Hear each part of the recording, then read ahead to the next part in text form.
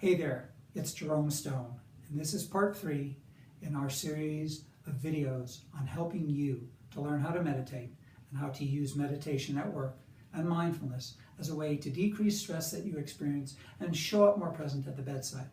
Now, this is totally off the cuff. This is not scripted. I'm not working with any teleprompter or anything. I'm just speaking to you. In the previous videos, what we've discussed is how to meditate, and we've gone through a few of the methods. Right? We've learned what meditation isn't, which is trying to close our eyes or blot the world out. And we also talked a little bit about some of the obstacles to meditation. But I keep on getting questions from people of, well, that's very nice. You know, I can sit on my couch or I can sit on a cushion or do something like that. But what do I do at work when things are really stressed out, you know? What if I'm really under stress? Well, I've been a nurse. Remember, I've been a nurse for now, I'm in my 34th year as a nurse. And I've dealt with all the stresses you've dealt with. I've worked intensive care for 12 years. I've worked emergency room, oncology. I've worked med-surg floors. I even used to do ambulance work. So I know what it's like to have so much stress and to feel so, that you really start losing your mindfulness and awareness. And I've lost my mindfulness and awareness many times before. What I found, though, is as we learn to consistently and persistently practice the art of meditation and mindfulness, what we can do is take all of the situations that we experience at work, you know, bad staffing, heavy patient care, you know, patients who really don't like us, or maybe we don't like them, or some peers who we consider to be difficult, right? We can use all of that as a substance and the source for our meditation practice. You know, the expression learning opportunity, well, we can use every single example of every kind of stressor we encounter at work and even at home as our opportunity and invitation to practice meditation. So, when we're at work and when things are stressed out, the first thing we have to do is we have to remember to remember. And what are we remembering? To come back to our breathing, right? As I've talked about before, the breath is what we use to anchor our mindfulness. And it's, you know, across all contemplative traditions, breathing is what we use as a focus for our meditation, for our mindfulness. So if we're walking down the hall and we're stressed out, what we do is, and I sometimes call it the 1-minute meditation, because what we can do is before we enter into a patient's room, it may be our favorite patient to work with, or maybe our least favorite, but before we walk into the room, we simply and breathe out. And the amazing thing is, and there's been some research done that actually shows this works, is if we become a little bit experienced with using the breath for meditation and as a centering breath, sometimes what it's called, then just one breath, one simple breath, can bring us right back to the present and get us centered and can actually help calm and moderate our physiology, mediate the stress. So the reason I'm standing up here instead of sitting down as I've done in previous sessions is because I want to show you that meditation can even be done standing up. Here I am, standing, looking at you. I'm aware of the picture behind me. I'm aware of this, not a teleprompter, but the screen of my iPad there. I'm aware of the door there and the light there. It's all okay. It's just within my environment. But meanwhile, I'm staying focused on you. And you know what? I'm not distracted. I'm not worried about what you're going to think about this video. Maybe I should be.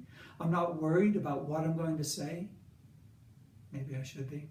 All I am is non-distracted. You could almost say that what I'm doing right now is practicing meditation. I'm simply aware and focused with you right here, right now.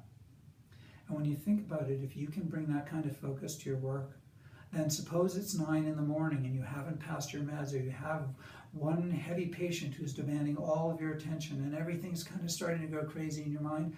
You just come back to the present. You can use your breath. You can put a sticky note on your computer or somewhere where you happen to be working, maybe at a nursing station, where you can just remind yourself, come back to the breath. So suppose we practice meditation right now, wherever you are. Hopefully you're not driving in a car, but wherever you are, just watching this video, just begin by watching the breath. That's all. And we watch the breath as it comes into the body and as it leaves the body. We're not trying to do anything with the breath. We're simply being aware and focused.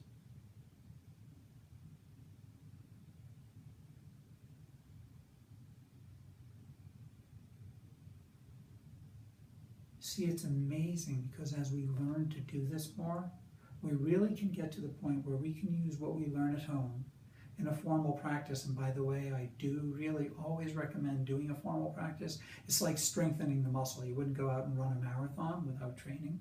The same thing is you want to be able to train in meditation, in mindfulness at home.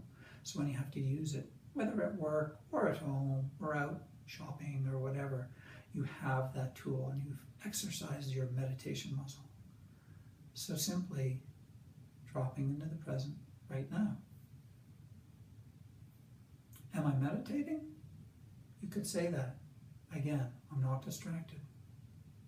I'm not thinking about anything actually. So here, I'm not even thinking about the next thing I'm going to say to you. And it's fine. Because what will come, right? Okay, look, what I'd like to ask of you though is, was this video helpful? Do you want more practical instruction? Do you want me to really go through the steps?